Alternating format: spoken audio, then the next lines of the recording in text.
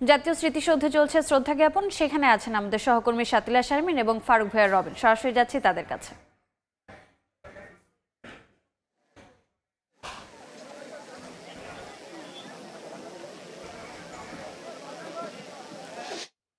বিজয় দিবসের এই যে মাহেন্দ্রক্ষণ, এই মাহেন্দ্রক্ষণে আমরা জানি প্রধান উপদেষ্টা ডক্টর মোহাম্মদ ইউনূস, রাষ্ট্রপতি মোহাম্মদ শাহাবুদ্দিন ফুল দিয়ে চলে যাবার পরে এখন সর্বস্তরের মানুষের জন্য কিন্তু খুলে দেওয়া হয়েছে স্মৃতিসৌধ প্রাঙ্গণ। এই স্মৃতিসৌধ প্রাঙ্গণে এখন আমরা দেখতে পাচ্ছি যে আসলে দলে দলে মানুষ আসতে শুরু করেছে। রবিন, তাকিয়ে দেখুন যে জাস্ট কয়েক মিনিটের মধ্যে আসলে স্মৃতিসৌধটা লোকে লোকে ভরে গেল, তাই না? সূর্যটা উঠলো আর মানুষও চলে আসলো।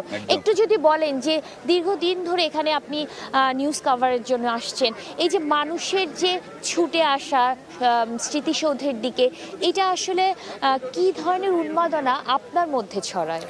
না, একটি বিষয় কি, ৭১ মহান বিজয় দিবস কিংবা বাঙালির মুক্তি সংগ্রাম, এটি হলো বাঙালির জাতীয় জীবনে সবচেয়ে বেশি আবেগের জায়গা এবং বাঙালির সবচেয়ে বড় অর্জনও কিন্তু ১৯৭১ এবং মহান মুক্তিযুদ্ধের যে বিজয় এবং তার মধ্য দিয়ে একটি স্বাধীন জাতীয় রাষ্ট্রের জন্ম দেওয়া।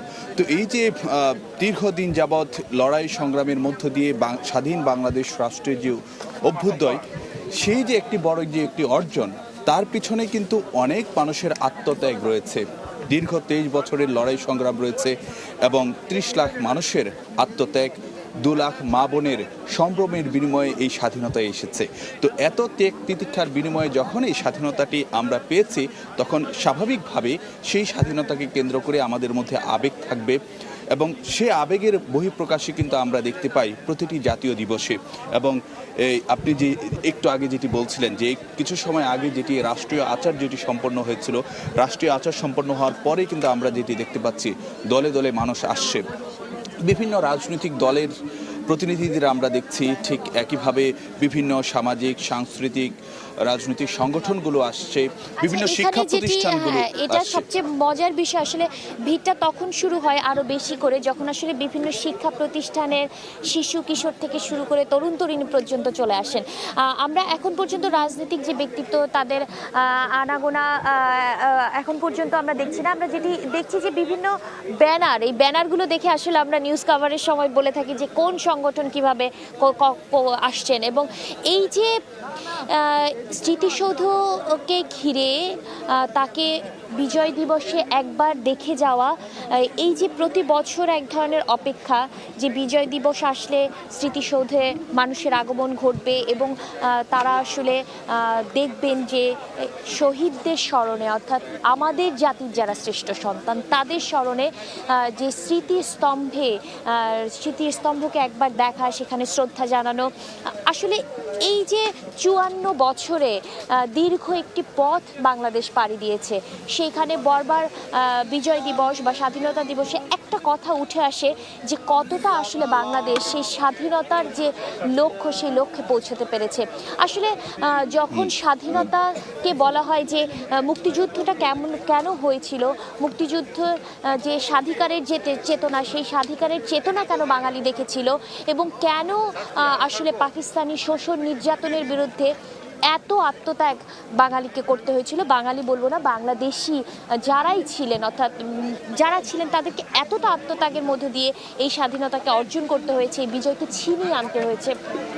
সেই যে ইতিহাসটা, এই ইতিহাসটা এখনকার যে প্রজন্ম, সেই প্রজন্মের কাছে আসলে মনে করিয়ে দেওয়ার জন্যই প্রতি বছর এই স্মৃতির মিনার তৈরি, এই স্মৃতিসৌধ তৈরি এবং স্মৃতিসৌধের যে ৭টি স্তম্ভ রয়েছে, ৭টি স্তম্ভর তো একটা অর্থ রয়েছে, তাই না রবিন?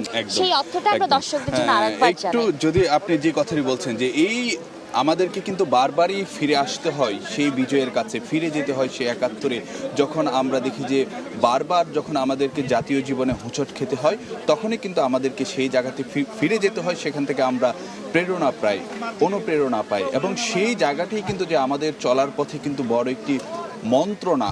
তো এই যে বলছিলেন যে ৭টি যে স্তম্ভের কথা, তো এই ৭টি স্তম্ভ কিন্তু সেটি নিদর্শন করে যে দীর্ঘ 23 বছরের যে লড়াই সংগ্রাম ছিল, যে পাকিস্তানি শাসকদের বিরুদ্ধে, পাকিস্তানি শাসকদের যে শোষণের বিরুদ্ধে, তার আসলে যে ধাপে ধাপে যে আমরা একটি পর্যায়ে গিয়ে যে বিজয়ের পথে এসেছি, সেই ইঙ্গিতগুলো এইগুলো দিচ্ছে। হ্যাঁ, তো সেই জায়গাটা যদি আপনাদেরকে বলতে চাই যে 1947 সালে যখন দ্বিজাতি তথ্যের ভিত্তিতে পাকিস্তান রাষ্ট্রের জন্ম হয়েছিল বা শুরু হয়েছিল, তখন কিন্তু তারপর থেকেই ধীরে ধীরে বাঙালি কিন্তু নানাভাবে বৈষম্যের শিকার হতে থাকে এবং প্রথম যে আঘাতটি সেটি এসেছিল ভাষার উপর। তো 1952 সালের ভাষা আন্দোলনের মধ্য দিয়ে কিন্তু যে বাঙালি তার যে ভাষার অধিকার, রাষ্ট্রভাষার অধিকার, সেটি কিন্তু ছিনিয়ে আনে। তো তারপর সেই 1952-54 সালে যুক্তফ্রন্টের বিজয়, 62 শিক্ষা আন্দোলন, 66 6 দফা আন্দোলন, 69-এর গণ অভ্যুত্থান, এবং 1971 সালের যে মহান মুক্তিযুদ্ধের যে বিজয়, এই যে বিভিন্ন ধাপ যে আমরা পার হয়ে এসেছি, এই ধাপগুলিরই কিন্তু যে ইঙ্গিত দিচ্ছে যে পিছনের যে 7টি স্তম্ভ। তো সাতিলা যে আসলে এই যে স্বাধীনতাটি বা আমরা যে একটি যে স্বাধীন ভূখণ্ড পেয়েছে, সেটি কিন্তু একদিনে আমরা কিন্তু যে পেয়ে যাইনি।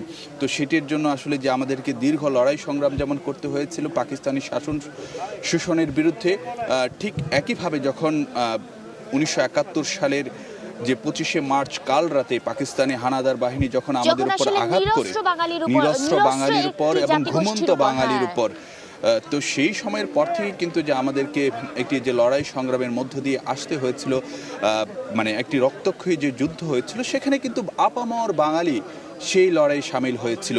একেবারে যদি আমরা বলতে যাই যে সেখানে মানে প্রশিক্ষিত, আগে থেকে যে প্রশিক্ষিত যোদ্ধা, সেটা কিন্তু খুব কমই ছিল। হ্যাঁ, আমাদের তো সেনাবাহিনী বলেন কিংবা হচ্ছে ইস্ট বেঙ্গল রেজিমেন্ট যেটি ছিল, কিংবা হচ্ছে যে এই যে পুলিশের যে ইয়াগুলো ছিল, তো এখানে যারা ছিলেন তারা খুব বড় পদে কিন্তু আসলে কোনো অফিসার আমাদের ছিলেন না, কর্মকর্তারা ছিলেন না। কারণ হচ্ছে পাকিস্তানিদের এই বৈষম্যের বিরুদ্ধেই তো আসলে বাংলাদেশিদের জেগে উঠতে হয়েছিল, এবং এই যে আন্দোলনগুলো তৈরি করতে হয়েছিল, যে আন্দোলনগুলোকে বলা হয় যে ঢাকা বিশ্ববিদ্যালয়ে একটি বড় ভূমিকা রেখেছিল আন্দোলনে। কারণ তখনকার যে ছাত্ররা, তখনকার যে তরুণরা, তারা কিন্তু বারবার এই আন্দোলন, পাকিস্তানি শাসকদের বিরুদ্ধে, তাদের নির্যাতন এবং শোষণের বিরুদ্ধে, বৈষম্যের বিরুদ্ধে, যে বৈষম্যের কথাটা এখন আমরা এসে আবার জুলাইয়ে দেখতে পাচ্ছি, সেই বৈষম্যের বিরুদ্ধে কিন্তু বাংলাদেশিদেরকে, অর্থাৎ বাংলা ভাষায় যারা কথা বলেন কিংবা বিভিন্ন ভাষায় যারা কথা বলেন, তাদের কিন্তু সংগ্রাম করতে হয়েছে। অর্থাৎ প্রতিটি ক্ষেত্রে যখন আসলে একটি জাতিগোষ্ঠীকে বারবার হচ্ছে একদম কোণঠাসা করে ফেলা হয়, তখন কিন্তু তার সামনে এগিয়ে যাওয়া ছাড়া আর কোনো উপায় থাকে না। 71 আমাদেরকে সেই জায়গায় নিয়ে এসেছিল। মানে আপনি যে কথাটি একটু আগে বলছিলেন যে আমাদের কিন্তু যখন 1971 সালে আমরা যখন মুক্তিযুদ্ধে নেমেছিলাম, তখন কিন্তু আমাদের যে খুব ওরকম যে উচ্চ পদস্থ যে সামরিক কর্মকর্তা, যে তারা আসলে যে খুব বেশি সংখ্যকও ছিলেন না। এইটাও কিন্তু যে একটি প্রতিফলন, যে বাঙালি যে পাকিস্তান আমলে নানাভাবে যে বৈষম্য এবং শোষণের শিকার হয়েছিল, সেটির কিন্তু একটি প্রতিচ্ছবি। থামিয়ে দিতে হচ্ছে আপনাকে, আমরা একটু বিরতিতে যাব। দর্শক, জাতীয় স্মৃতিসৌধ থেকে আমরা একটু বিরতিতে যাচ্ছি, ফিরে যাচ্ছি স্টুডিওতে, আবার আসবো, আবার জানাবো এখানকার বিজয় উৎসব উদযাপনের খবর। সরাসরি যুক্ত ছিলাম জাতীয় স্মৃতিসৌধে।